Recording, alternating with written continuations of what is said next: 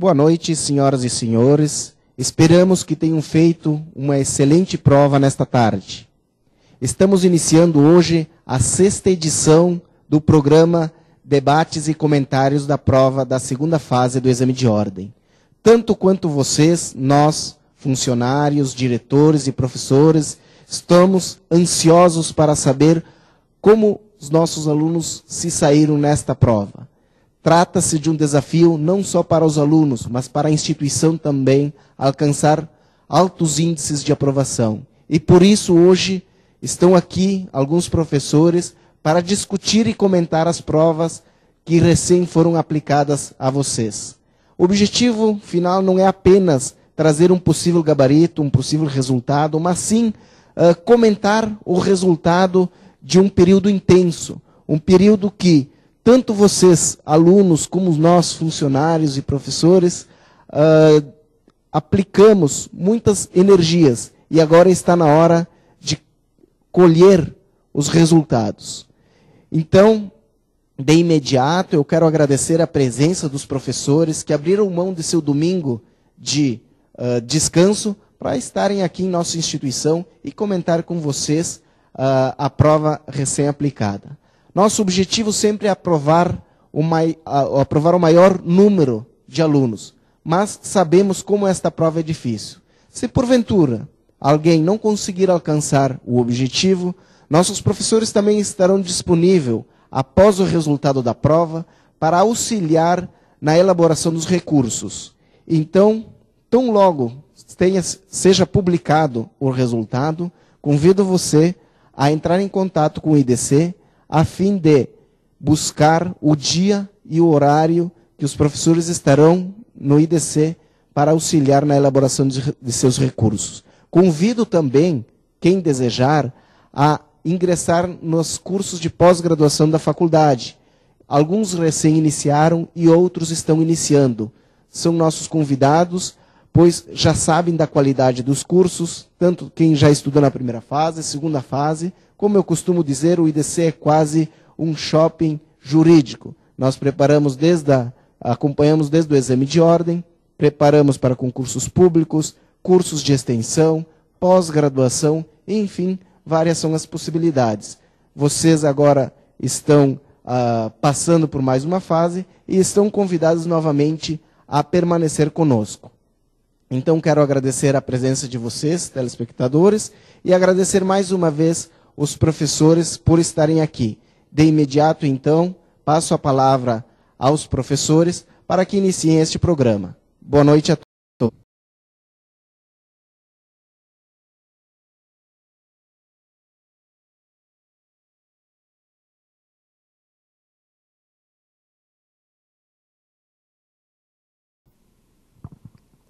Olá, muito boa noite aos nossos queridos alunos em casa. Hoje é domingo, dia 25 de março de 2012.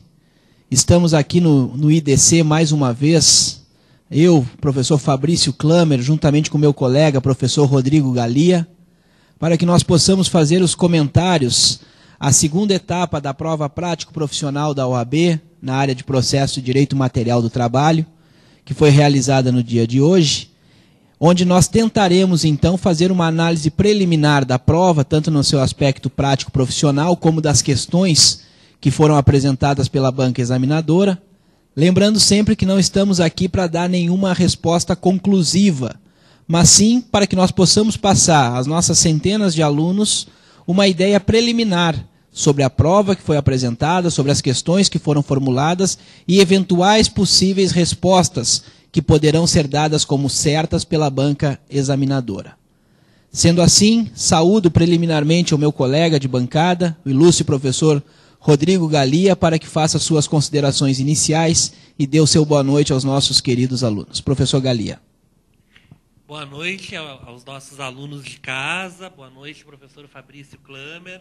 Uma honra fazer esses comentários do lado do professor Fabrício Klamer, né, nosso professor aqui de Direito e Processo do Trabalho do IDC, que sempre prontamente aceita os convites para vir fazer os comentários, né, deixar suas lidas de escritório e família, né, para se dedicar aos alunos, sempre com essa simpatia, franqueza nos comentários, sempre com muita humildade nos comentários. Então, me considero fazendo um programa de comentários à OAB, que é um programa árduo no sentido de estar lidando com as expectativas dos nossos alunos, né, que tanto se prepararam para a prova, mas é uma alegria fazer o programa com o professor Fabrício Klamer, que além de ser um amigo, considerar um amigo meu pessoal, né, nos conhecemos no IDC e ficamos muito amigos, acho que também tem, por todo o conhecimento que possui, tem uma humildade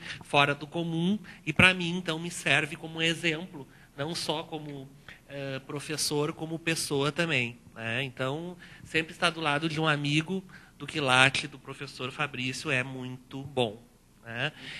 Aproveito o ensejo para fazer a propagandinha, antes de iniciarmos os comentários propriamente dito, dos meus livros, né? Este livro que vocês já conhecem, do Assédio Moral no Trabalho, que eu escrevi junto com o Luiz Leandro Gomes Ramos.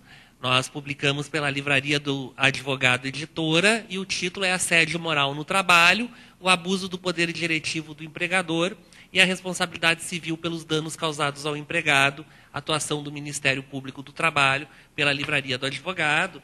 E este, que é o mais novo lançamento, né, em que eu sou um dos coautores, que é um manual de dicas para a primeira fase da OAB, né, pela editora Saraiva, com a coordenação do professor Marcelo Hugo da Rocha, em que vários professores também do IDC constam aqui no nosso livro, como o professor Andréa Vieira, a professora Carolina Maier Espina Zimmer, a professora Letícia Hesselin, Letícia Loureiro, o professor Otávio Piva, eu, né, a professora Simone Schroeder. Tá? Então, este é o manual de dicas para a primeira fase, que está saindo aí, e eu gostaria, então, de deixar registrado aqui, que além de ter sido muito prazeroso escrever esse livro de dicas, a primeira fase da OAB, ele pode ser bastante útil, não só para quem está se preparando para a OAB, mas para quem quer ter um resumo esquemático das matérias que constam também na prova da OAB.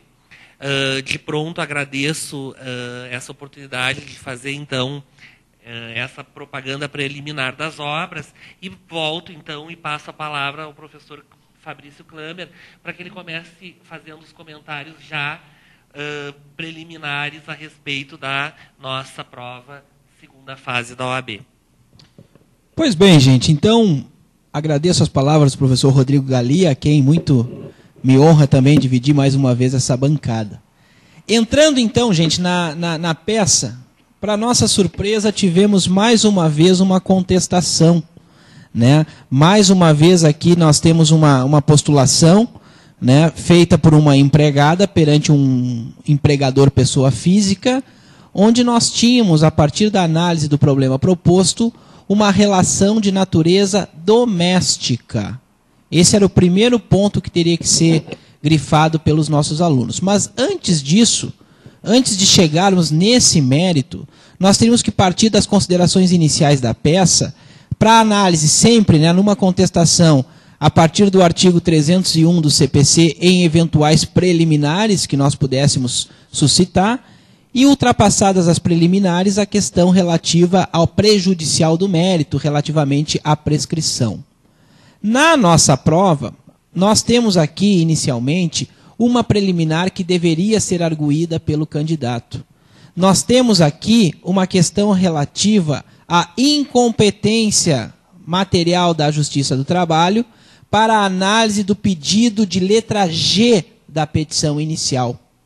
Na letra G, a reclamante ela postulava o recolhimento das contribuições previdenciárias referente a todo o período contratual. Ocorre, gente, que o Supremo Tribunal Federal já decidiu que a competência da Justiça do Trabalho em relação às contribuições previdenciárias, ela é limitada às contribuições previdenciárias decorrentes das decisões que proferir, ou seja, aquele INSS que decorre da sentença ou de um acordo homologado judicialmente. A Justiça do Trabalho não tem competência para determinar o recolhimento do INSS devido ao longo do contrato de trabalho. Esta competência, de acordo com o precedente do Supremo Tribunal Federal, é da Justiça Federal, não seria da Justiça do Trabalho. Então, partindo lá da análise do artigo 301 do CPC, nós teríamos, então, uma preliminar de incompetência absoluta em relação ao pedido de letra G, onde teria que ser suscitada, então, e vocês deveriam trabalhar aqui com a ideia da súmula 368, inciso 1º do TST, súmula esta que retrata justamente o que eu acabei de colocar, que a competência da Justiça do Trabalho é restrita às decisões que proferir. Não há competência sobre o INSS do contrato de trabalho, não há essa competência. Passada a questão da preliminar, que me parece que era necessária, antes de chegarmos no mérito propriamente dito, nós teríamos a questão da prejudicial do mérito em relação à prescrição quinquenal. Observe você, candidato, que o problema menciona o ajuizamento da ação no dia 5 de outubro de 2011, afirmando também que a empregada trabalhou de 13 de fevereiro de 2005 até 8 de julho de 2010. A ação ela foi ajuizada dentro do biênio, não há prescrição total do direito de ação. Entretanto, considerando-se que o marco interruptivo da prescrição é o ajuizamento da ação, observada a súmula 308, inciso 1º do TST, nós teríamos então que arguir a prescrição quinquenal, fundamentando então essa arguição no artigo 7º, inciso 29 da Constituição, no artigo 11 da CLT e também, né, na súmula 308, inciso 1. Me parece que o mais correto aqui seria o candidato trabalhar basicamente com o artigo 7º, inciso 29, requerendo que fosse pronunciada a prescrição quinquenal dos créditos anteriores a 5 de outubro de 2006. Ou seja, meramente contando outubro de 2011, 5 anos para trás, tudo que está para trás de 5 de outubro de 2006 estaria fulminado pela prescrição quinquenal. Então, análise inicial da peça, uma preliminar de incompetência em relação ao INSS, ao pedido de letra G, passando então a prejudicial de mérito. É incorreto arguir a prescrição como preliminar, porque prescrição é mérito ou então prejudicial do mérito. O acolhimento da prescrição extingue o feito com resolução do mérito, como diz o artigo 269.4 do CPC. E depois, então, posteriormente, nós iríamos ter que atacar no mérito, item a item, postulação a postulação da petição inicial. Nós temos no pedido de letra A, pagamento de diferenças salariais em relação ao salário mínimo da categoria profissional dos enfermeiros. Professor Galia, ultrapassada essa questão da preliminar e da prejudicial, o que o nosso aluno deveria arguir aí em relação a essas postulações, a sua análise inicial aí quanto à peça, situando o nosso aluno aí na peça propriamente dita? Bem, professor Fabrício, em relação à peça, a gente observa que foi uma peça acessível para o nosso aluno. É claro que ela tem alguma dificuldade, que, como foi comentado já pelo professor Fabrício, a questão, então, das preliminares, né, tanto a preliminar da questão da incompetência da Justiça do Trabalho na questão do recolhimento das contribuições previdenciárias durante a execução do contrato, como a própria prescrição prejudicial de mérito também. Em relação ao pagamento das diferenças salariais em relação ao salário normativo da categoria profissional dos enfermeiros, né, o aluno tinha que arguir que não seria devido essas diferenças salariais em relação a esse salário normativo da categoria profissional dos enfermeiros, né, primeiro porque, na verdade, a Edinalva, que era a autora da ação, ela trabalhando na residência, ela era doméstica. E o doméstico, então, não poderia ter um salário normativo da categoria profissional dos enfermeiros.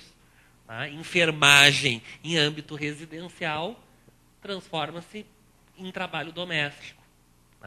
Essa é a primeira questão. E também, por analogia, a gente aplicaria a súmula 374 do TST, que é aquela súmula que diz que empregado integrante de categoria profissional diferenciada não tem o direito de haver de seu empregador vantagens previstas em instrumento coletivo no qual a empresa não foi representada por órgão de classe de sua categoria. Então, nesse caso, né, o empregador doméstico, pessoa ou família, né, não estaria representada aqui, né, na convenção coletiva.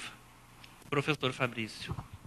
Exatamente, esse o espírito todo aqui seria do nosso aluno observar que a relação de emprego noticiada no problema, ela seria regida pela Lei 5859 de 72.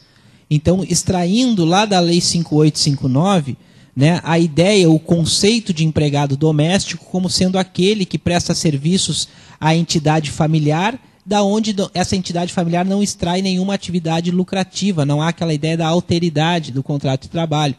Ou seja, no momento em que é contratada uma pessoa, seja qual é a sua formação, seja qual for a sua formação, e que ela venha a trabalhar no âmbito familiar, que era a situação do problema, da onde o empregador não extrai nenhuma atividade lucrativa, eu acabo enquadrando isso na Lei 5859, da onde então, né, eu conseguiria responder outras temáticas da prova, onde eu entro ali, acho que até conjuntamente, né, professor Galia, a questão das horas extras e do adicional noturno, os pedidos de letras B e C da petição inicial, né, onde seria basicamente a questão do vínculo de emprego doméstico, né, trabalhar ali com a Constituição Federal. A questão aqui do parágrafo único do artigo 7º da Constituição, que inclusive no nosso curso da OAB, eu comentei com vocês, meus alunos, né, e o professor Fabrício Klammer deve ter referido nas aulas dele também, certamente, que quando a gente está frente a um trabalho doméstico, que tem todos os elementos de uma relação de emprego comum, tirando a questão, né, da lucratividade, porque o doméstico, aquilo que ele produz, não tem finalidade lucrativa, e o trabalho é de âmbito residencial, a gente tem que ver que direitos previstos naqueles incisos do artigo 7º da Constituição eu vou estender aos domésticos ou não. E essa relação desses incisos que vão ser aproveitados aos domésticos ou não, né, aquele artigo que diz lá, o artigo 7º da Constituição, são direitos dos trabalhadores urbanos e rurais, além de outros que visam a melhoria de sua condição social. E lá no parágrafo único diz que direitos dos trabalhadores urbanos e rurais também vão ser estendidos ao trabalhador doméstico. Não é, professor Fabrício? Exatamente. Então, o nosso aluno aqui, ele teria que partir do parágrafo único do artigo 7º da Constituição e, com base nesse argumento, ele conseguiria rebater as pretensões de letras B e C da petição inicial, num primeiro momento, né? Porque nós sabemos que a categoria dos empregados dos trabalhadores domésticos não tem direito à hora extra, não tem direito ao adicional noturno. Razão pela qual seria irrelevante aqui a jornada de trabalho prestada pela empregada e seria irrelevante também o fato dela trabalhar após as 22 horas. Então, com base, né, no artigo 7º, parágrafo único da Constituição, quem quisesse trabalhar com o artigo 7º da CLT, também que fala da exclusão, que a CLT não se aplica aos trabalhadores domésticos, né? Porque nós sabemos que as regras de duração do trabalho estão lá no artigo 58 e seguintes da CLT, o adicional noturno, trabalhador urbano, previsto no artigo 73 da CLT, essas regras são inaplicáveis ao trabalhador doméstico, porque a própria CLT é inaplicável ao trabalhador doméstico por força do artigo 7º da CLT. Então seria uma outra argumentação, mas me parece que num espelho de correção, né, a exigência maior da banca será trabalhar com o parágrafo único do artigo 7º da Constituição, onde então os pedidos letras B e C estariam fulminados. No pedido de letra D da petição inicial, nós temos já uma questão que envolve até uma pretensão de salário in natura, de salário indireto, onde a reclamante ela postula diferenças decorrentes da integração no salário mensal dos valores concernentes à alimentação e material de higiene. Professor Galia, professor que tanto trabalha nas aulas de salário e remuneração, né? Por que que aqui essa alimentação, essa higiene, por que que a reclamante não conseguiria considerar isso como salário in natura, como salário indireto, também chamado de salário utilidade? Na verdade, o que a gente vê consagrado na lei do doméstico, né, do trabalho doméstico, que é a Lei 5.859 de 72. A gente nem referiu o decreto aqui, que até o aluno poderia fundamentar também artigos do decreto, né, que é o decreto 71.885 de 1973, mas, na verdade, com a lei, ele já conseguia, com a lei do doméstico, com a 5.859 de 72, ele conseguia, então, fazer aqui a resposta dele bem fundamentada. Na verdade, essa alimentação e esse material de higiene pessoal que o pedido aqui refere não pode ser considerado de natureza salarial com base no próprio parágrafo 2º do artigo 2º-A da Lei do Doméstico. Então, que refere expressamente que não tem natureza salarial. Então, aqui a gente usa um critério objetivo. Tá? Até porque me parece que o maior interesse aqui seria fazer, então, a fundamentação que não tem natureza salarial, colocar o fundamento legal e, basicamente, estaria, então, nulificado aqui a pretensão do autor. E me parece até, professor Galia, que a intenção da banca aqui era até pegar aquele aluno desavisado que fosse lá para o 458 da CLT. Aquele aluno desavisado que fosse lá para o 458 e tentar lá no parágrafo 2º do 458, naquelas exceções do que não é considerado salário in natura, tentar achar uma argumentação. Mas aqui a banca é inteligente, porque a prova, no momento em que a prova exige uma peça processual envolvendo a relação doméstica, ela exige um conhecimento básico do aluno de saber que a CLT não é norma aplicável ao doméstico. Né? Nós temos essa regra que a CLT não se aplica por força do próprio artigo 7º-A da CLT. Então, nesse momento, eu já excluo a CLT e eu tenho que partir para a análise do doméstico. E aí, eu entrando na Lei 5859, aquele nosso aluno que foi à lei, certamente, com tranquilidade, chegou lá no artigo 2º-A e viu lá objetivamente, como bem colocou o professor Galia, que não há possibilidade desta empregada ter reconhecida a natureza salarial da alimentação, dos produtos de higiene pessoal, porque isso está ressalvado na lei do trabalhador doméstico. Acho um comentário que cabe aqui, complementando as colocações muito pertinentes do professor Fabrício Klamer, é que a nossa prova de segunda fase, e a gente já vem dizendo isso pelo menos nos nossos últimos 2 comentários, né? Um aumento de conhecimentos de direito material do trabalho na segunda fase. Né? Se denota que, claro, que os conhecimentos do direito processual do trabalho, o aluno precisa saber também, ter conhecimento. Mas me parece que todos esses conteúdos de direito material, a banca tem conseguido usar de maneira prática. Então, está se aliando muito o direito material com o direito processual do trabalho. Me parece que está tendo uma superação, não ficar com questões puramente materiais, nem puramente processuais. E a banca, nesse sentido, vem sendo inteligente, a ponto de que, se o aluno identificasse aqui que o trabalho era um trabalho de natureza doméstica, né, os pedidos aqui da contestação, para ele contestar, ficaria muito facilitado o trabalho dele. No mínimo, metade da peça ele já acertava. Já acertaria. Agora, se ele não identificou que era um trabalho doméstico, a gente pode dizer que menos da metade da peça ele vai ter tido condições de fazer uma análise mais cuidadosa. E ficaria sem respostas, né? Porque ele não tem, o problema ele não me dá, por exemplo, qual era a jornada cumprida para eu rebater o pedido de horas extras. Eu tenho que saber que é irrelevante a jornada de trabalho, porque o doméstico não tem hora extra. Porque o problema não me dá, o adicional noturno era pago ou não era pago, não me diz isso. Eu tenho que saber que não é irrelevante porque não é devido o adicional noturno. Eles até poderiam ter colocado que a jornada na prática era de 8 horas para tentar ludibriar o aluno. Nesse sentido, até acho que a peça foi mais cristalina para o aluno. Mas, professor Fabrício, e quanto ao pedido de letra E, né? O pagamento das cotas do salário família correspondentes a todo o período trabalhado. O que o nosso aluno teria que ter arguído aqui? Pois é, aqui mais uma vez, né, trabalhando com a ideia básica de que no vínculo doméstico não é devido o salário família. Eu tenho que partir, então, de uma regra de hermenêutica, começando pela Constituição Federal. Eu vou chegar lá na Constituição Federal, no artigo 7º, inciso 12, onde há a previsão, né, do legislador constituinte em relação ao salário-família. Só que este inciso 12, observado um parágrafo único, ele não foi estendido à categoria dos domésticos. Então, trabalhando lá, o salário-família é um direito previsto na Constituição, no artigo 7º, inciso 12. Todavia, observado o parágrafo único do artigo 7º, tal direito não foi estendido à categoria dos domésticos, razão pela qual improcede a pretensão.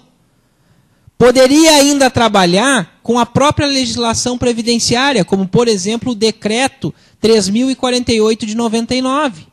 O Decreto 3.048 de 99, que você, nosso aluno, encontrava pela simples análise do índice da CLT, indo lá no salário-família, chegaria ao Decreto 3048/99 e no artigo 81, onde no artigo 81 está lá explicitado que o salário-família não é extensivo ao trabalhador doméstico, ou à trabalhadora doméstica, no caso. Sendo esta, então, a argumentação que teria que ser adotada para rebater esse pedido e requerer a improcedência da ação nessa postulação. Na sequência, teríamos no pedido de letra F, né, a pretensão relativa ao fundo de garantia do contrato. Professor Galia, por que o fundo de garantia não é devido? Aqui, como a peça não assinalava se esse empregador facultativamente recolhia o FGTS ou não da trabalhadora doméstica, a gente entende que não se aplica o FGTS à doméstica, né, quando o empregador não faz o recolhimento. Então, na verdade, o recolhimento do FGTS ele é facultativo com base no artigo 3º-A da Lei do Doméstico, que é a Lei 5.859 de 72. Então, se o FGTS é facultativo, e nesse caso aqui o problema não nos diz que o empregador optou pelo recolhimento, a gente entende que, no silêncio do problema, né, não se aplicaria aqui ao doméstico, né? Então, que não seria devido o pagamento dos valores atinentes aos depósitos do FGTS relativos ao contrato de trabalho, por se tratar de trabalho doméstico, né? E aí fundamentaria de novo no artigo 3º-A da Lei 5.859 de 72. Em relação ao pedido de letra G, o recolhimento das contribuições previdenciárias referentes a todo o período contratual, o professor Fabrício já fez o comentário que era, então, uma preliminar, né, que não seria devido.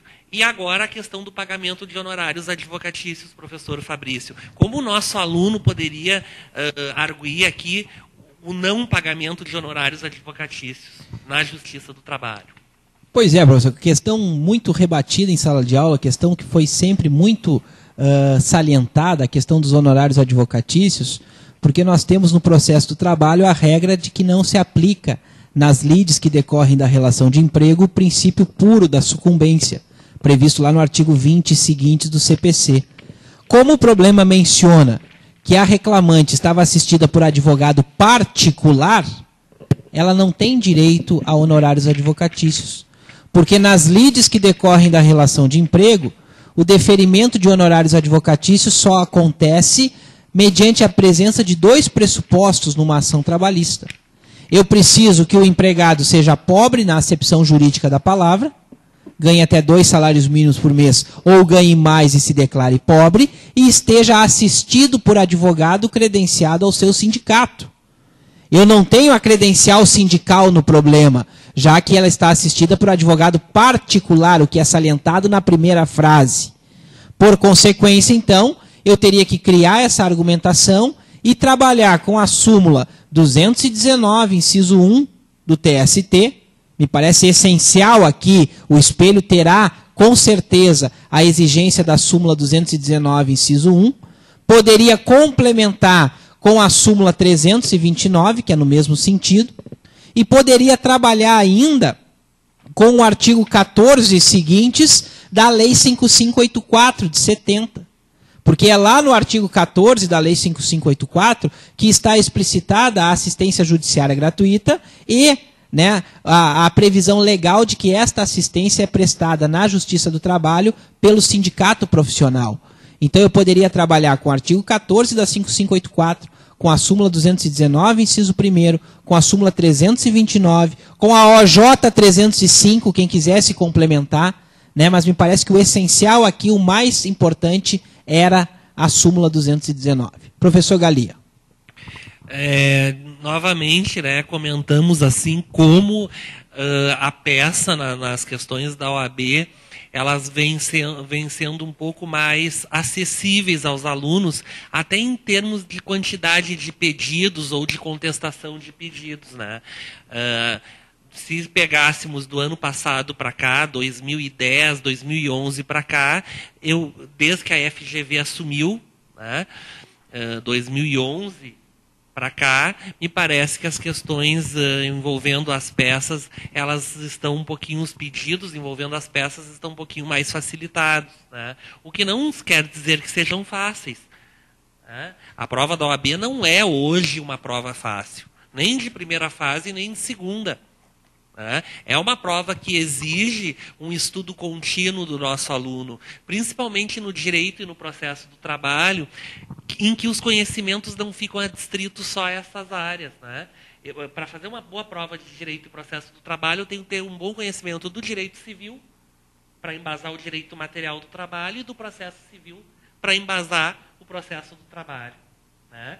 Lei de execuções fiscais, entre outras coisas. Então, me parece que as provas da OAB, até depois quero ouvir os comentários do professor Fabrício, até que ponto ele concorda ou não, mas me parece que as provas da OAB, nas questões práticas, elas vêm apresentando mais dificuldades, pelo menos as últimas 2 ou 3 provas, do que na própria peça em si.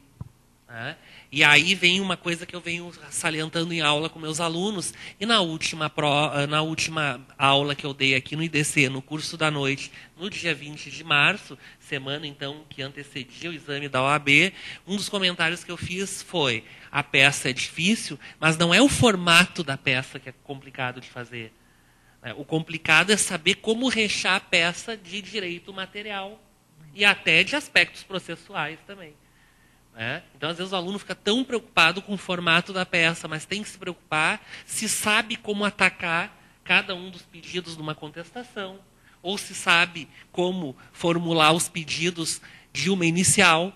Me parece que das peças possíveis de cair na OAB, a contestação, bem ou mal, ela traz delimitada a matéria para o aluno. Fica um pouquinho mais tranquilo a peça quando é uma contestação do que quando tem que se fazer um RO ou uma inicial. Não sei o que o professor Fabrício Klamer pensa disso. Primeiramente, é fato que a prova ela exige um conhecimento muito grande do candidato. O candidato, para fazer a prova de hoje, ele teria que estar muito bem habilitado e com um conhecimento amplo do direito material. Foi-se o tempo, professor Galia, em que a prova da OAB bastava que soubesse um esqueleto de inicial, um esqueleto de contestação, alguma coisa de processo, e o direito material era um acessório. Hoje não, hoje nós temos 80%, 90% da prova envolvendo direito material, e um direito material complexo. Um direito material que exige um conhecimento não só da CLT, mas da legislação esparsa.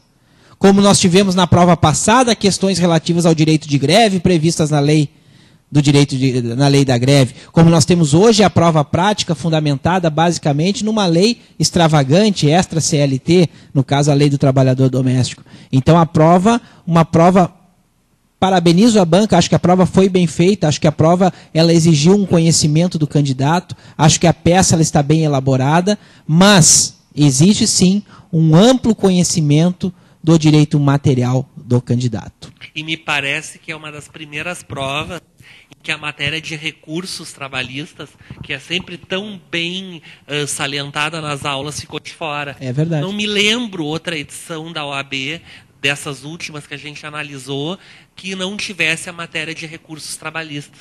Ou na própria peça, alguma coisa invocando, ou nas questões práticas. Então, algumas matérias que eu senti ausentes, e que eu acho bom a OAB ter essa variação de conteúdos, mas que nos causa estranheza. Recursos trabalhistas, senti a falta. A questão de salário e remuneração muito pouco explorada, só aquela questão do doméstico ali.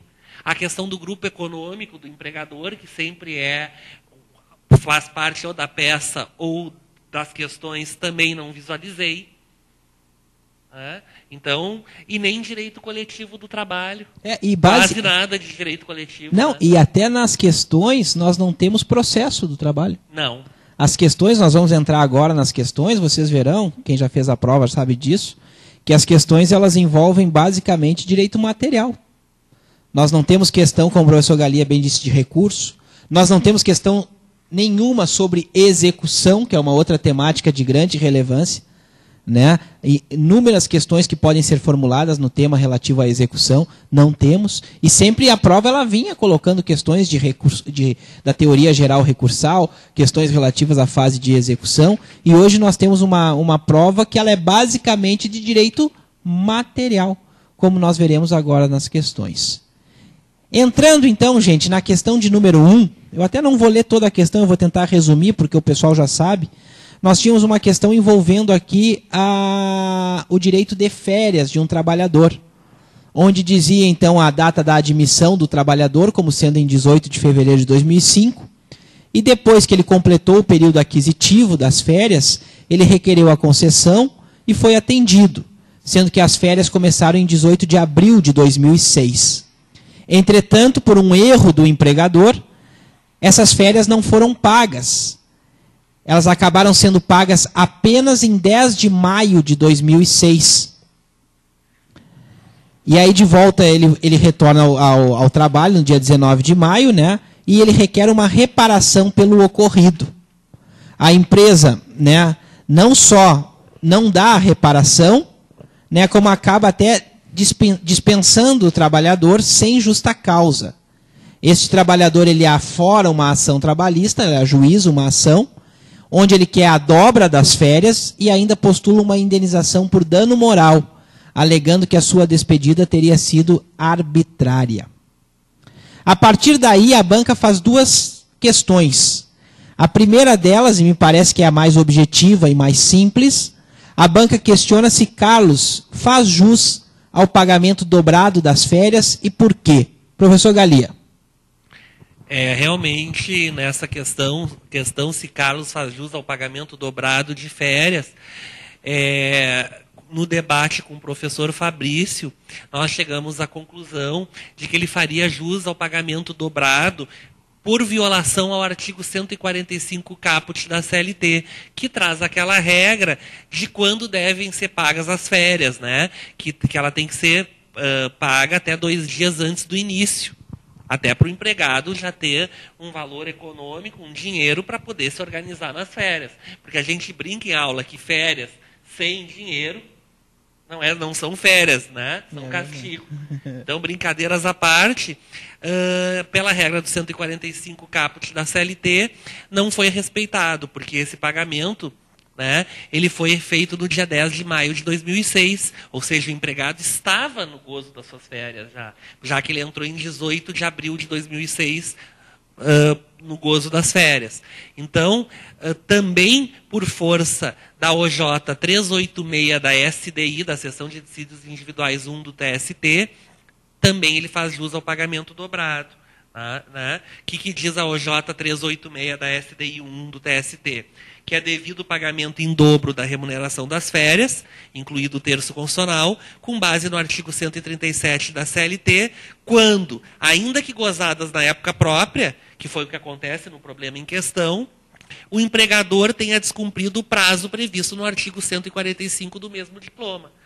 Não é, professor Fabrício? Então, aqui, me parece que a resposta era mais objetiva. O grande problema que nós comentamos aqui, antes de começar a fazer esses comentários para vocês, diz respeito à questão de letra B. Se Carlos, nesse caso, que era o sujeito do problema, teria direito a receber indenização por dano moral.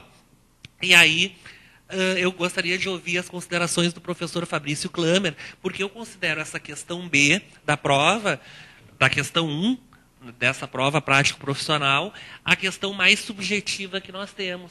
e eu queria que o professor Fabrício Klamer comentasse conosco quais as impressões sobre essa questão B aqui, né? Se tu achas, por exemplo, professor Fabrício, que a banca deve se inclinar mais, né, por entender que houve dano moral, ou se não houve dano moral, né? Ou se tu acha que a questão tem uma abertura e nos explicasse um pouquinho os fundamentos disso. Na questão da letra B, parece aqui que nós temos uma questão subjetiva que eu acho arriscado a banca colocar um gabarito final. Embora eu arrisque que a banca vá colocar um gabarito final dizendo que ele teria direito sim à indenização por dano moral. Explico. Nós temos no direito do trabalho brasileiro a regra de que o empregador pode a qualquer momento exercer o seu direito potestativo de resilição do contrato de emprego. Nós não temos ainda regulamentado no direito brasileiro o inciso 1º do artigo 7º da Constituição, que é o inciso que garante uma proteção ao trabalhador contra a despedida arbitrária. Nós estamos ainda transitoriamente nos valendo da multa de 40% do fundo de garantia, como sendo este, entre aspas, né, o direito à reparação pela despedida arbitrária. O que acontece? A jurisprudência ela vem se inclinando no sentido de que quando existir um abuso do direito patronal de resilição do contrato, ou seja, que o empregador extrapola os limites e acaba então exercendo de forma abusiva esse direito de resilição, este empregador estaria sujeito ao pagamento de uma indenização por dano moral.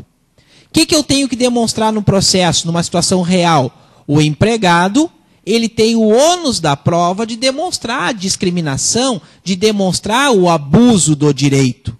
É claro que a questão ela pode sugerir que há este abuso, e aí eu poderia até trabalhar analogicamente, e fico feliz se algum dos nossos alunos trabalhou com esse raciocínio, lá de uma leizinha de 95, que é a Lei 9.029 de 95.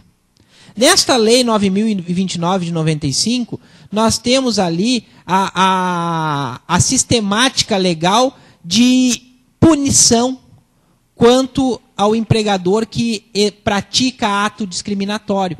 Eu poderia trabalhar, por exemplo, com o artigo 4º da Lei 9.029, que diz: o rompimento da relação de trabalho por ato discriminatório, nos moldes desta lei, além do direito à reparação pelo dano moral, faculta ao empregado optar entre. Então, o que acontece? A banca ela pode colocar que sim, que há o direito à indenização ao dano moral porque a despedida foi arbitrária. E a partir daí trabalhar até com a Lei 9.029 de 95. Mas a questão é aberta porque eu também tenho o raciocínio inverso de que não há dano moral porque o empregador exerceu o seu direito potestativo de resilição.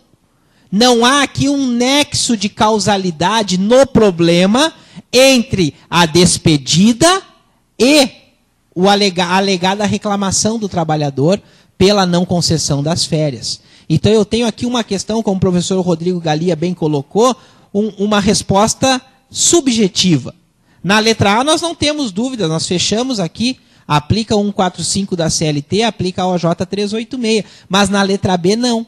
A letra B vai depender da existência do nexo causal entre a reclamação do empregado pelo pagamento das férias e a sua despedida. Existindo esse nexo causal, há sim o direito à indenização, porque daí houve um abuso do empregador quanto ao exercício do direito potestativo de resilição, onde o empregado então poderia fundamentar na Lei 9.029 e até lá nas regras mais elementares do Código Civil quanto à responsabilidade civil do empregador.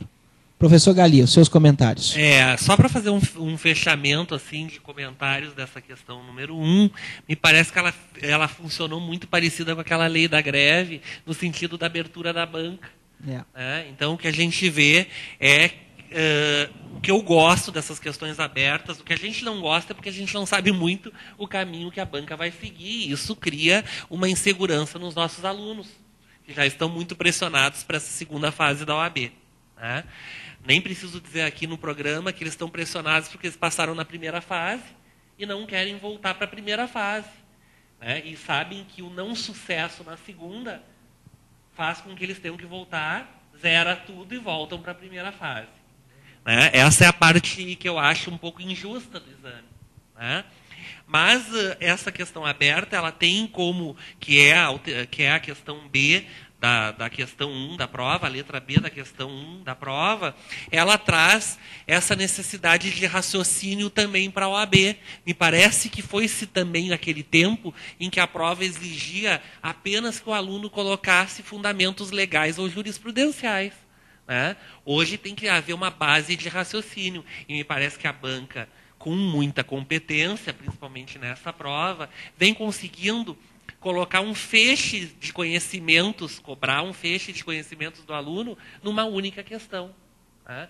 Porque, ao mesmo tempo que colocou a matéria de férias na questão 1, também cobra que o aluno saiba se essa despedida do empregador constitui um dano moral ou não dentro do contrato de trabalho. Então, me parece que acertadamente a banca está conseguindo colocar vários conhecimentos à prova do candidato. É verdade. Muito bem. Passo então a comentar, passo então a fazer uma síntese da questão 2 para o professor Fabrício trazer as considerações pertinentes. Aqui era uma questão em que Tício, o sujeito da questão, ajuizava uma ação trabalhista contra a empresa, a hora certa, e ele pretendia receber horas extras e reflexos. Na inicial, né, o autor da ação já havia, o Tício, impugnado os controles de ponto da empresa, aduzindo que não havia variação de horário. Na audiência, a recontestou, trazendo os documentos, juntando eles com a contestação e declarando que pretendia produzir prova testemunhal acerca do pedido do autor. O juiz examinou a documentação e indeferiu a prova testemunhal da ré. E, na sentença, julgou procedente o pedido do autor. E aí, a questão girava em torno do ônus da prova. Se, considerando as regras de distribuição do ônus da prova, o juiz agiu ou não corretamente, e a questão pleiteava, então, que o candidato respondesse se tinha ou não o juiz agido corretamente e fundamentasse essa questão. E eu peço que o professor Fabrício Klamer nos esclareça sobre essa questão do ônus da prova dentro do processo do trabalho, né, e do próprio direito do trabalho, e se esse juiz agiu corretamente ou não. Que fundamentos o nosso aluno poderia ter trazido para dar uma resposta coerente àquilo que nós aqui pensamos que a banca estaria examinando. Bom, professor Galia, em primeiro lugar eu fiquei muito contente com essa questão, porque foi uma questão muito batida em sala de aula. Eu trabalhei com as turmas manhã e noite, matéria de prova, trabalhei muito o ônus da prova, trabalhamos temáticas relativas ao ônus da prova, e uma das temáticas que nós trabalhamos em sala de aula é esta temática que foi cobrada em relação às horas extras. Nós sabemos que as horas extras, nós temos uma regra geral na CLT, que parte lá do artigo 74, parágrafo 2º, uma regra que diz que a empresa que tenha mais de 10 empregados está obrigada a manter, né, documentada a jornada de trabalho através de registro de ponto, cartão ponto. O problema não fala se a empresa tem mais ou tem menos de 10 empregados. O problema fala só que o reclamante já na inicial impugnou os cartões ponto. Depois diz que a empresa traz os documentos. Então eu parto da presunção que há cartão ponto. Só que diz que a empresa pretendia produzir prova testemunhal e o juiz indeferiu a prova testemunhal. E aí pergunta, está correto o juiz ou não? Gente, o juiz está errado. O juiz não poderia ter proibido a produção da prova testemunhal. Trabalhem com a súmula 338, inciso 1 do TST. Lembram o que eu falei em sala de aula? A apresentação de cartões ponto com jornadas invariáveis, os chamados registros britânicos, acarreta uma presunção relativa de veracidade da jornada da inicial, mas não uma presunção absoluta. Se a presunção é relativa, é porque é viável a parte, empresa, que tem o ônus de demonstrar a ausência das horas extras, ela tem a possibilidade de produzir prova testemunhal. O juiz não permitiu a prova testemunhal, o juiz acabou cerceando o direito de defesa, acarretando uma nulidade no processo, violando a regra elementar do direito à ampla defesa, consagrada no artigo 5º, inciso 55 da Constituição.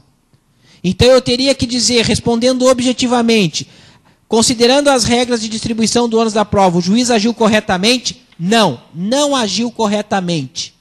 Uma vez que a apresentação de cartões ponto com jornadas invariáveis acarreta uma presunção relativa e não absoluta de veracidade da jornada inicial. Súmula 338, inciso 1º do TST. Por consequência, a parte tinha o direito, em respeito à ampla defesa, artigo 5º, inciso 55, combinado com o artigo 821 da CLT, de ouvir as suas testemunhas. Não ouvindo, o juiz acarretou prejuízo à empresa, o que acarreta nulidade. Sempre casando, nulidade requer prejuízo. Eu tenho prejuízo porque a sentença condenou a empresa ao pagamento das horas extras. Então, basicamente aqui, a resposta, o espelho vai colocar lá, sem dúvida nenhuma, a súmula 338. Eu tenho que trabalhar com a súmula 338, com o inciso 1, e também com o inciso 3, que trata dessa inversão do ônus da prova, que o ônus da prova, né, o empregador teria que demonstrar a ausência de horas extras, e a forma de demonstrar seria com a prova testemunhal, que não foi viabilizada pelo juiz no caso concreto. Professor Galia. Realmente não dá para deixar de tecer o comentário de sempre, que a prova, além de não ser uma prova tão acessível nas questões práticas, o problema também é o tempo do aluno organizar todas essas ideias, né? Cada vez mais a gente chega à conclusão, e eu venho dizendo isso em aula para todos os meus alunos, que o aluno ele tem que ir para a prova da OAB com um sumário da CLT, das súmulas e da legislação esparsa trabalhista em mente. Porque se ele ficar tentando consultar a CLT sem saber exatamente como procurar os artigos, ele não faz a prova no tempo hábil, né? O que a gente vê é que precisa de um conhecimento prévio, muito firme, para conseguir enfrentar as questões que são postas pela banca, né? Me parece que a banca não está exigindo só conhecimento do candidato, como até uma certa atitude, né? E me parece que essa prova ela é uma prova bem adequada a quem vai se candidatar, por assim dizer, né, a ter uma carteira da OAB para poder atuar como advogado. Me parece que são conhecimentos práticos muito bem elaborados aqui, né, nas questões práticas. Então, a gente vê ônus da prova sendo perguntado na prova, questão de férias, dano moral. Então, vários conteúdos do direito e do processo do trabalho muito bem arquitetados nas questões práticas da OAB, né, professor Fabrício? E o que a gente também fica muito satisfeito, tanto o professor Fabrício Klamer quanto eu, é que a gente tem trabalhado essas questões em sala de aula e que o nosso curso da OAB Prática Trabalhista, segunda fase aqui do IDC, efetivamente, nas nossas aulas, a gente tem conseguido enfrentar essas questões de frente que são cobradas nas nossas provas da OAB, né? Elas não ficam como questões secundárias nas nossas aulas, mas elas têm sido enfrentadas diretamente, né? Então, me parece que, de uma certa forma, o nosso aluno ele está sendo muito bem treinado para a prova. É verdade. Né? É verdade.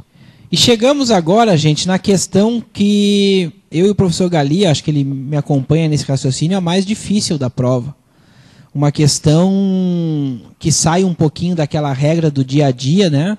Onde nós tínhamos uma questão do juventino, que residente domiciliado em João Pessoa, na Paraíba, e foi contratado pela empresa Engenho Engenharia, com sede em Salvador, para trabalhar como mestre de obras. E 2 anos após, foi transferido para trabalhar no Japão, onde ficou por 3 anos. Retorna ao Brasil, trabalha 1 mês e é despedido, imotivadamente. Ajuiza a ação trabalhista, postulando todos os direitos previstos na legislação brasileira, quando ele trabalhou fora do país. Eis que no Japão tinha só 7 dias de férias por ano, não tinha fundo de garantia, e a jornada de trabalho era de 9 horas. O problema menciona que o juiz julgou o pedido improcedente, fundamentando a decisão no princípio da lei do local da prestação de serviços. Logo, seria a aplicação da lei brasileira no Brasil e a japonesa no Japão, mesmo porque Juventino trabalhou mais tempo fora do que dentro do Brasil. E aí a banca pergunta, essa decisão do juiz, né, que julgou improcedente a ação, aplicando o princípio básico da territorialidade, se ela estaria correta ou não. Professor Galia.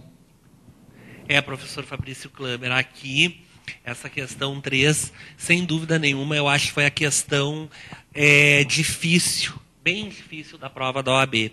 Eu acho que essa questão, sim, além de exigir uma gama de conhecimentos do aluno, uma boa pesquisa na hora da prova, né, exigiu também separar matérias de direito processual do trabalho de matérias de direito material. Ele tinha que fazer essa separação para entender, né, e também saber as exceções quanto a essa questão do princípio da territorialidade. Né? Então, me parece que aqui, realmente, a gente tinha uma certa dificuldade, o aluno poderia ter uma certa dificuldade para responder se essa decisão foi acertada ou não. Né?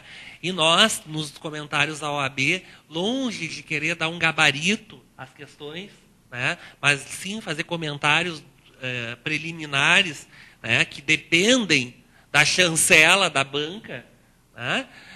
Me parece que no caso em tela, essa decisão do juiz não foi acertada, porque ele julgou o pedido improcedente, fundamentando que, como esse empregado foi transferido para o Japão, durante esses 3 anos que esse empregado trabalhou no Japão, teria que ter sido aplicada a legislação do Japão. Tá? E nesse caso, como o juiz julgou improcedente, né, não se aplicaria a lei brasileira, e sim as férias do Japão de 7 dias por ano, e o não recolhimento do FGTS. Com a decisão, o juiz produziu esse efeito. Não depósitos do FGTS na conta vinculada do trabalhador e férias restringidas de 30 para 7 dias por ano. Tá? E aí, depois dos nossos debates, a gente chegou à conclusão que a decisão não foi acertada. Até muito mais a gente chegou a essa conclusão pelos princípios do direito do trabalho, e até peço que o professor Fabrício Klamer, se ele concorda comigo, né, nesse meu comentário, nós chegamos à conclusão de que o julgamento do juiz tinha sido errado, porque estava restringindo o direito dos trabalhadores ao aplicar a legislação japonesa. Né? 7 dias de férias por ano sem recolhimento do FGTS, isso nos deu uma pista, né? E jornada de trabalho de 9 horas, que eram direitos prejudiciais em comparação à legislação trabalhista brasileira. Né?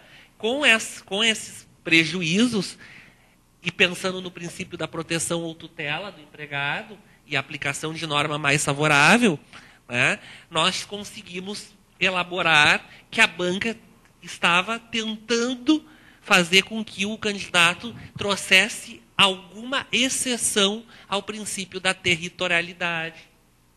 Né? A lei de execução da prestação dos serviços, lá do artigo 651 da CLT e parágrafos, bem como aquilo que consta na súmula 207 do TST. Né? E eu gostaria, depois desses meus comentários assim mais amplos sobre a questão, que o professor Fabrício nos comentasse um pouquinho, né, sobre essa resposta que o aluno teria que dar aqui, até porque entendo que essas contribuições da resposta tão bem elaboradas pelo professor Fabrício, e que eu, de alguma forma, ajudei também, trazem bem essa questão de excepcionalidade do princípio da territorialidade. Então, gostaria de ouvir as tuas impressões, professor Fabrício. Primeira coisa, primeiro situando o nosso aluno. O artigo 651, parágrafo 3º, eu tenho uma questão processual, e não é isso que a questão está me perguntando. Alguém poderia ir lá no 651 e ver, não, aplica o direito brasileiro. Não, não é nada disso. No 651, parágrafo 3º, eu tenho meramente uma regra processual de competência territorial de que o juiz do trabalho tem, aqui, brasileiro, da vara do trabalho, tem competência para apreciar esse litígio, do ponto de vista processual. Mas não é isso que a banca está me perguntando. A banca perguntou se o direito material aplicável ao caso concreto, se seria o do Japão ou o do Brasil. E aqui, a questão ela é difícil, porque eu tenho uma regra que diz que o direito material a ser aplicado é sempre o direito do local da prestação dos serviços. Princípio da Lex Loci Executionis, súmula 207 do TST. Em regra, se trabalhou no Japão, vai ser observado o direito material do Japão. Entretanto, e olha o direito material aqui, eu tenho a exceção à regra, prevista numa lei extravagante da CLT, fora a CLT, que é a Lei 7.064 de 82. A Lei 7.064 de 82 dispõe sobre a situação de trabalhadores contratados ou transferidos para prestar serviços no exterior. Vejam vocês, o nosso reclamante aqui, ele foi contratado no Brasil, trabalhava há 2 anos no Brasil e é transferido para o Japão. Lá no Japão ele começa a ter a observância de uma lei material prejudicial, pior do que a lei brasileira. E isso não é razoável. Eu vou lá para a Lei 7.064, vou ao artigo 3º, inciso 2, que me parece aqui fundamental, que diz: a aplicação da legislação brasileira de proteção ao trabalho naquilo que não for incompatível com o disposto nessa lei, quando mais favorável do que a legislação territorial, no conjunto de normas em relação a cada matéria, a chamada teoria do conglobamento. Eu vou pegar, então, e vou observar o quê? A lei brasileira. Porque não é razoável que um empregado que assinou contrato de trabalho no Brasil, estava atuando há 2 anos no Brasil, e, portanto, tendo direito a 30 dias de férias por ano, vai para o Japão e passa a ter 7 dias?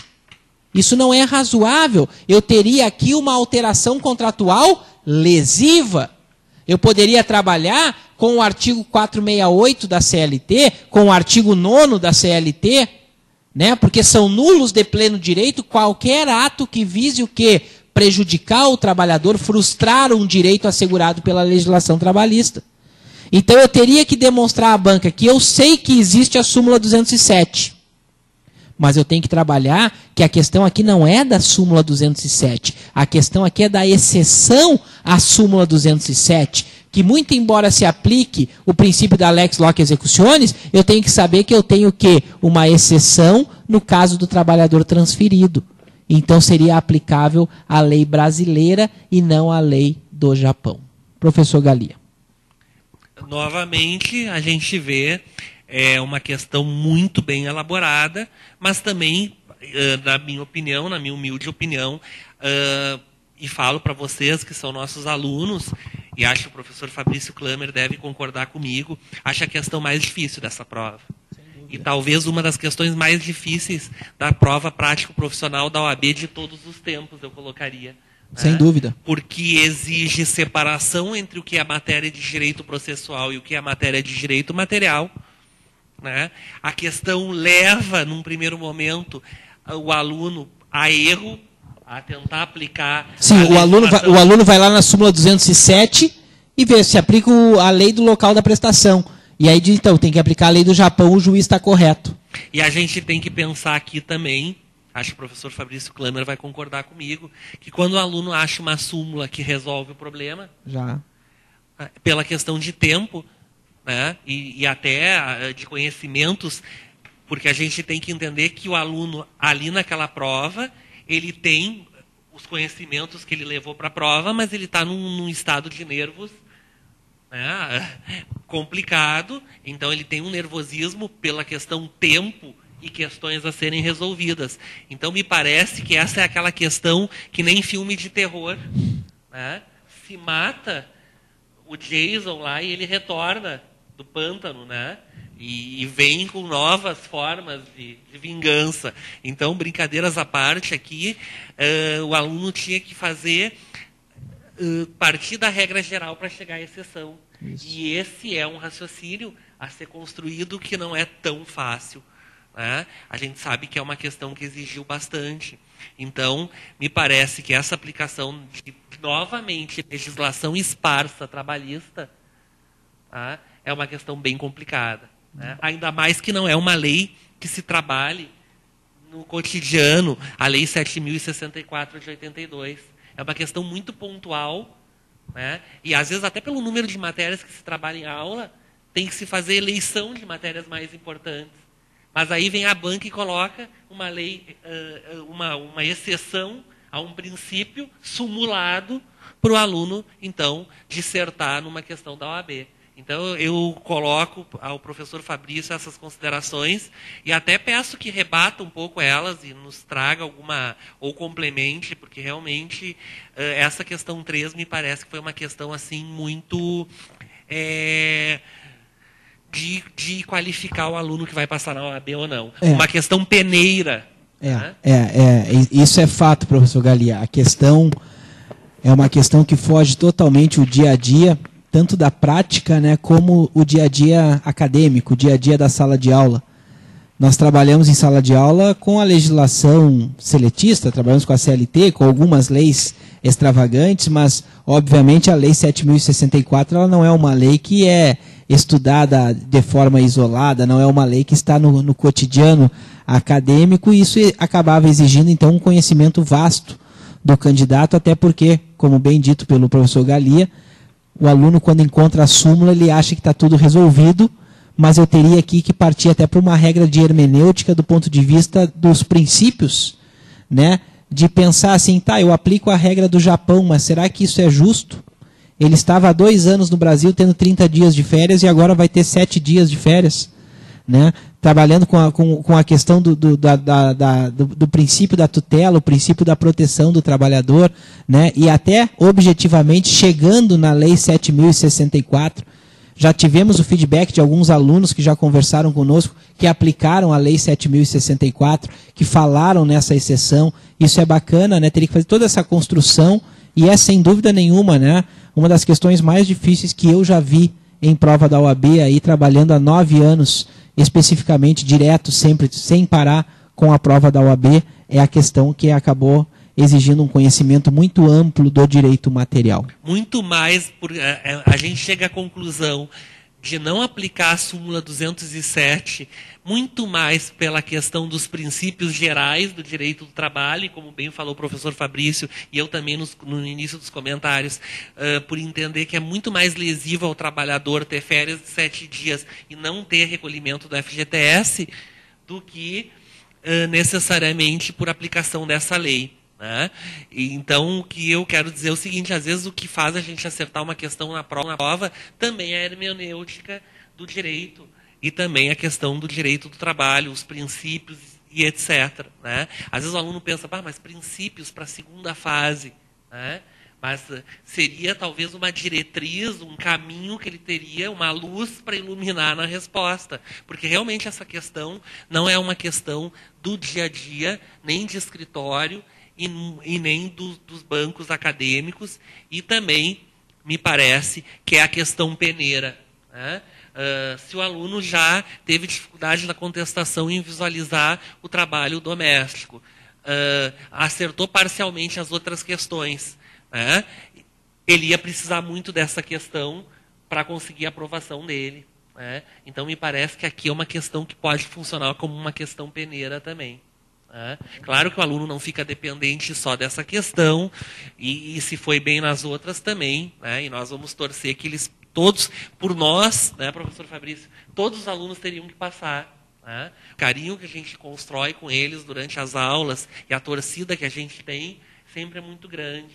Né? Mas a gente também não pode deixar de fazer um comentário mais técnico, que é justamente essa da questão peneira. Me parece que aqui foi aquele divisor de águas da prova. Né? Até então era uma prova acessível, e na questão 3 eles deram uma boa truncada.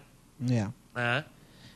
E chegamos então, gente, agora finalmente na última questão, que a questão 4, depois de passado aí, né, aquela tormenta da questão número 3, chegamos na questão 4, que ela é uma questão que assusta num primeiro momento, envolvendo a categoria dos bancários, mas é uma questão que ela acaba se resolvendo na jurisprudência sumulada do TST. Então, embora ela seja uma questão que ela traz um certo medo, um certo cuidado no início, trabalhando com a jurisprudência do TST, o aluno conseguiria responder. Então, nós temos uma questão de bancário, onde, então, entrando nas respostas, a gente já começa mais ou menos trazendo ao conhecimento a questão, onde na letra A pergunta: na função de caixa executivo, João ocupava cargo de confiança bancário? Ele prestava horas extraordinárias no exercício dessa função? Ora, gente, o que eu tenho na questão? Que o João exercia o cargo de caixa executivo, trabalhava 8 horas diárias com intervalo para repouso e alimentação de 1 hora, de segunda a sexta, recebendo gratificação de função de 1/3 do seu posto efetivo. A partir daí, gente, eu teria, caindo uma questão de bancário, chegar à súmula 102. Parece aqui que a questão ela começa a se resolver quando o aluno chega na súmula 102 do TST. Porque chegando na súmula 102, e eu chego lá no inciso número 6, onde me diz que o caixa bancário, ainda que caixa executivo, não exerce cargo de confiança. Se perceber gratificação igual ou superior a 1/3 do salário do posto efetivo, essa remunera apenas a maior responsabilidade do cargo e não as 2 horas extraordinárias além da sexta. Ora, a partir do inciso 6 da súmula 102, eu consigo responder tranquilamente a questão letra A, a questão 4, letra A. Na função de caixa executivo, João ocupava cargo de confiança bancário? Não ocupava, em razão do inciso 6 da súmula 102. Prestava horas extraordinárias no exercício dessa função, eu vou chegar lá e vou ver que pelo inciso 6, ele tem uma carga que a gratificação de função remunera apenas a maior responsabilidade do cargo, e não as 2 horas extraordinárias além da sexta. Eu vou para a regra geral do artigo 224 da CLT, o bancário tem jornada de 6 horas, se ele trabalhava então 8 horas, ele vai ter direito sim às horas extraordinárias. Professor Galia, suas considerações iniciais sobre a questão 4 e já lhe passo a palavra aí na letra B da questão número 4. A questão 4, frente à questão 3, por exemplo, me parece que é uma questão um pouco mais acessível. Não é que ela é longe de ser fácil. Acho que a palavra fácil não se aplica definitivamente ao AB. Me parece que às vezes pode ser um pouco mais acessível. Mas fácil não me parece o caso. Mas diante da questão 3, eu, por exemplo, já acho que é uma questão bem melhor de resolver. É uma questão, pelo menos, que achando a súmula certa, tu resolve de pronto a questão. Não tem maiores construções, nem hermenêuticas, nem de raciocínio, enfim, e tal. Na questão B, perguntava se na função de gerente do departamento de pessoal, João prestava horas extraordinárias.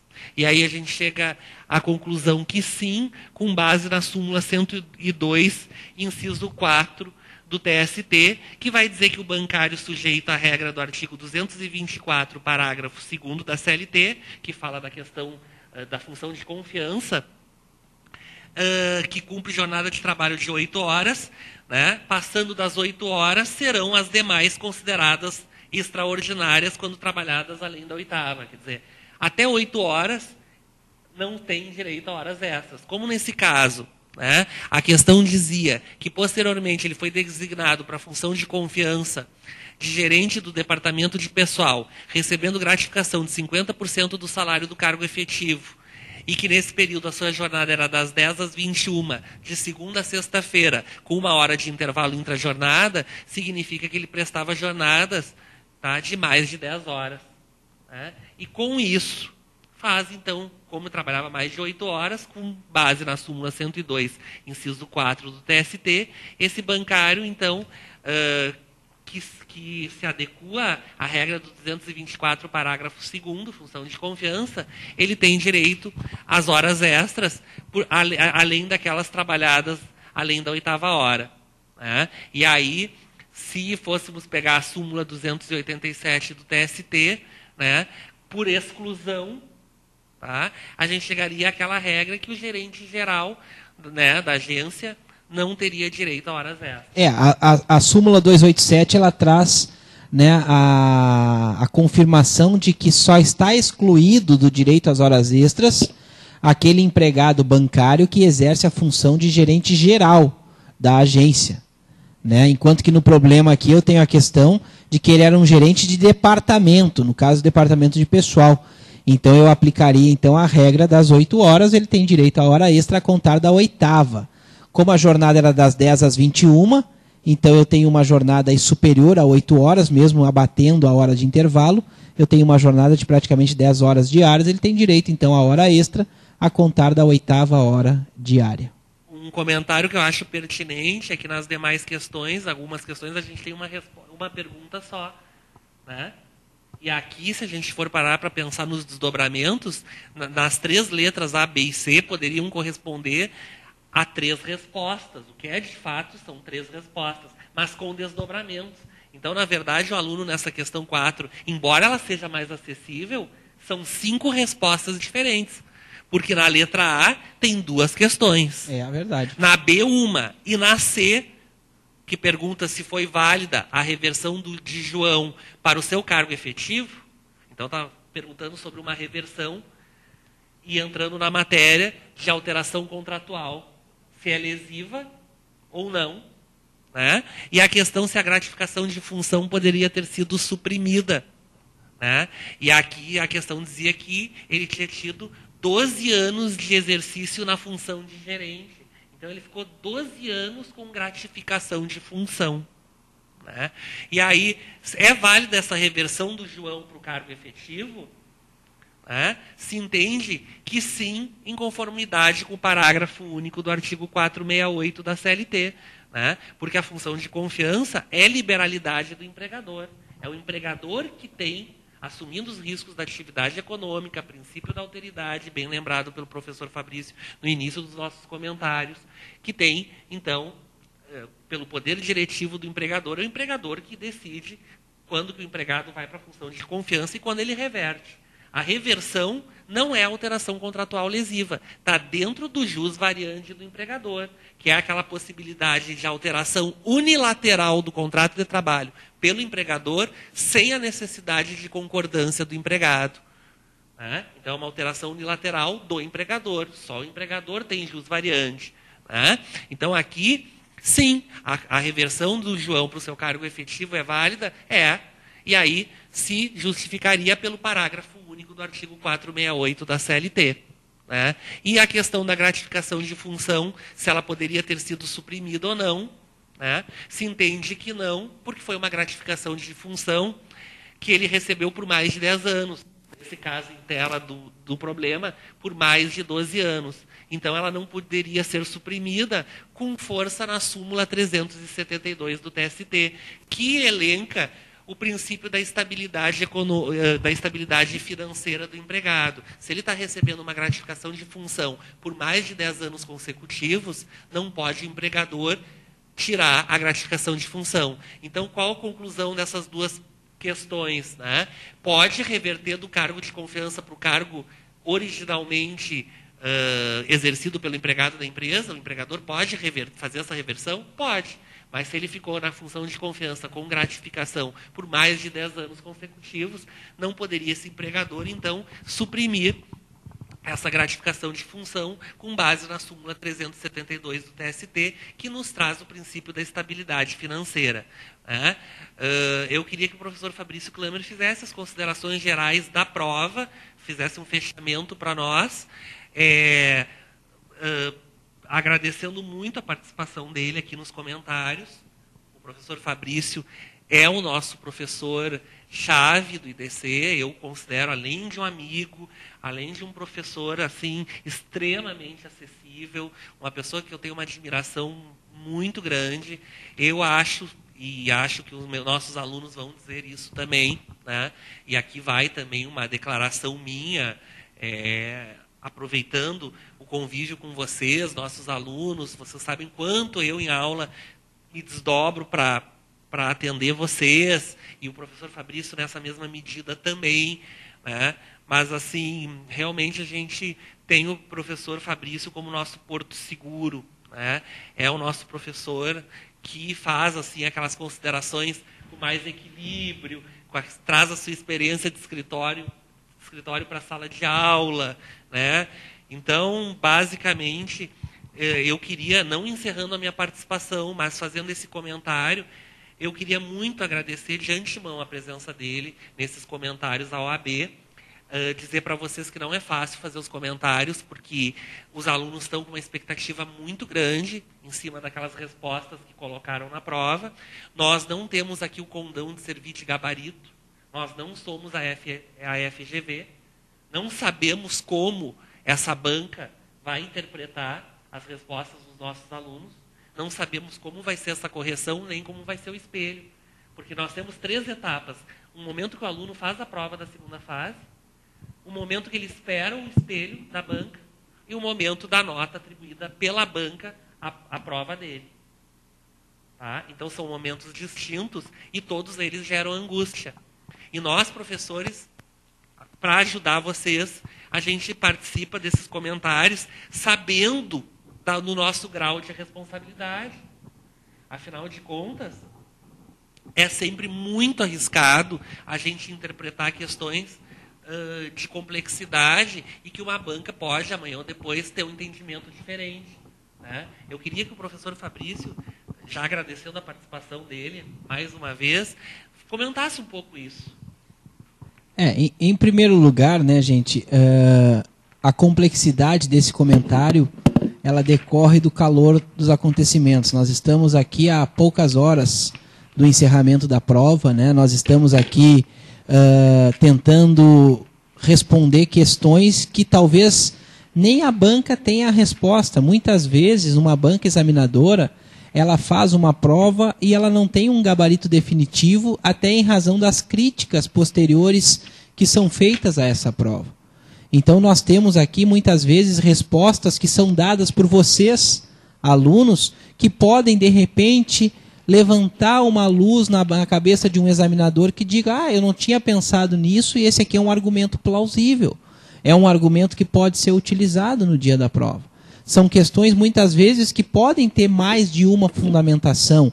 Por isso que, às vezes, o espelho de correção apresentado pela FGV, ele traz 2, 3, 4 suportes jurídicos, suportes jurisprudenciais. Então, o que eu tenho aqui, primeiramente, é agradecer mais uma vez à direção do IDC por ter proporcionado que nós estivéssemos aqui. Agradecer muito ao professor Galia, que é um amigo pessoal e que é, sem dúvida nenhuma, um dos grandes professores que nós temos nessa instituição. Um professor que é querido por todos e por todos os alunos, um professor que tem nas suas aulas, né, ensinamentos aí que os alunos nunca mais esquecem, com exemplos que ele traz, e a gente volta e meia ouve isso dos alunos. Eu tenho uma admiração pessoal pelo professor Galia, pela sua carreira acadêmica, pelas suas obras recentemente lançadas. Então eu agradeço poder ter dividido essa bancada com o professor Galia. Agradeço ao IDC, a direção do IDC, por estarmos aqui hoje. E espero ter contribuído aí com essas humildes considerações a respeito da prova, não trazendo aqui uma resposta final, né? Mas sim tentando dividir com vocês, nossos queridos alunos, esse momento de angústia, que não deixa de ser um momento de angústia pós-prova, para saber como é que mais ou menos vocês foram, se alguma fundamentação, muitos de vocês agora que estão em casa, estão contentes, porque aquilo que o professor falou eu coloquei. O professor Galia falou no artigo 468, eu coloquei na minha prova, ou então vice-versa, eu não coloquei, que pena, mas eu fiz uma argumentação parecida. Eu não coloquei a súmula 372 porque eu não encontrei, mas eu me lembrava lá da aula do professor Galia e tal, da súmula do princípio da estabilidade financeira, então eu falei, como é que será que a banca vai avaliar isso ou não? Então é nesse momento tentar passar a vocês uma tranquilidade, tentar dar a vocês uma palavra de carinho, uma palavra de estímulo, uma palavra de confiança, desejando a todos que tenham sucesso na prova, na carreira profissional de vocês, e que nós possamos aí nos encontrar no dia a dia forense, aí no dia a dia da Justiça do Trabalho. Mais uma vez, né, agradeço muito ao professor Galia por estar aqui dividindo essa bancada, a quem muito me honra de poder dividir essa bancada, de mais uma vez nessa noite ter aprendido com seus comentários e ter aprendido com seu conhecimento enquanto nós estudávamos a prova. Muito obrigado, aqui eu encerro a minha participação e passo a palavra ao professor Galia para as suas considerações finais. Obrigado, gente. Eu também agradeço novamente ao professor Fabrício, que prontamente aceitou e sempre aceita o convite para vir participar dos comentários da OAB. Agradeço a direção do IDC pela oportunidade de nos colocar à frente, né, desses comentários da OAB. Agradeço ao pessoal das filmagens que incansavelmente ficam aqui nos acompanhando, né, até altas horas da noite, são sempre muito gentis com a gente, muito amigos.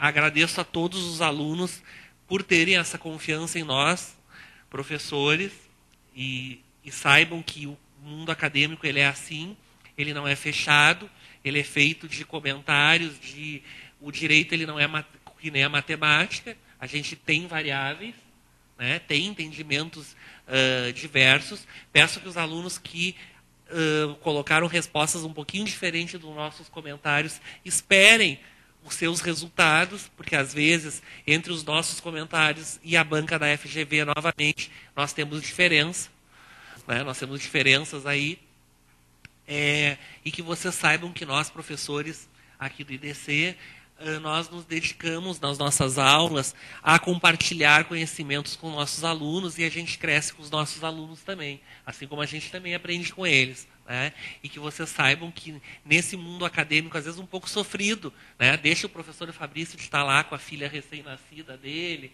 né? Com a esposa, eu deixo de ficar com a minha família, mas o que nos move é a felicidade de saber que a gente está contribuindo para a ascensão profissional de pessoas que estão aí adentrando para o mundo do direito como advogados, né? Terminaram a sua graduação e estão aí como bacharéis lutando para poder compor os quadros da OAB. Tá? Não é uma tarefa fácil, mas agradeço imensamente a confiança de vocês em nós, né? E agradeço também a Deus por esses momentos na minha vida. Assim, encerramos as nossas contribuições nesses comentários à prova da OAB. Muito obrigado a todos.